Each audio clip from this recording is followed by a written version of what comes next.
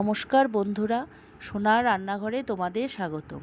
আজকের রেসিপি লাউয়ের কোপ্তা কারি। একটি লাউয়ের অর্ধেক অংশ ধুয়ে খোসা ছাড়িয়ে গ্রেট করে নিলাম। এবার হাত দিয়ে চেপে চেপে এক্সট্রা জল বের করে নিলাম। ওই লাউয়ের জল পরে রান্নায় ব্যবহার করেছি। একটি টমেটো কেটে নিলাম। একটি বাটিতে আদা ও কাঁচা লঙ্কা বেটে নিয়েছি। জিরে ও ধনে গুঁড়ো, কাশ্মীরি লঙ্কার গুঁড়ো, হলুদ গুঁড়ো একসাথে অল্প জল দিয়ে গুলে রেখেছি।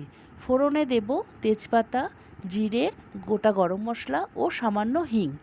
এবার গ্রেট করে রাখা লাউয়ের মধ্যে 2 চামচ বেসন, 1 চামচ চালের গুঁড়ো, স্বাদমতো নুন, কালো জিরে, পোস্ত, হলুদ দিয়ে মেখে নিলাম। কড়াইয়ে তেল গরম করে মিশ্রণটিতে কোপ্তা আকারে মিডিয়াম ফ্লেমে উল্টে পাল্টে ভালো করে ভেজে নিলাম। এবার তেলে ফোড়ন দিয়ে জলে গুলে রাখা মশলা, টমেটো কুচি, আদা কাঁচা লঙ্কা বাটা, নুন ও চিনি দিয়ে মশলা কষালাম। তারপরে পরিমাণ মতো জল দিয়ে ফুটতে দিলাম। এরপরে ভেজে রাখা কোপ্তাগুলো দিয়ে কিছুক্ষণ ফুটিয়ে ঘি ও গরম মশলা দিয়ে নামিয়ে ফেললাম।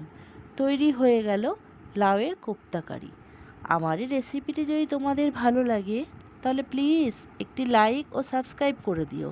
তোমাদের একটি লাইক ও সাবস্ক্রাইব আমাকে এগিয়ে যেতে অনেক সাহায্য করবে। ধন্যবাদ বন্ধুরা।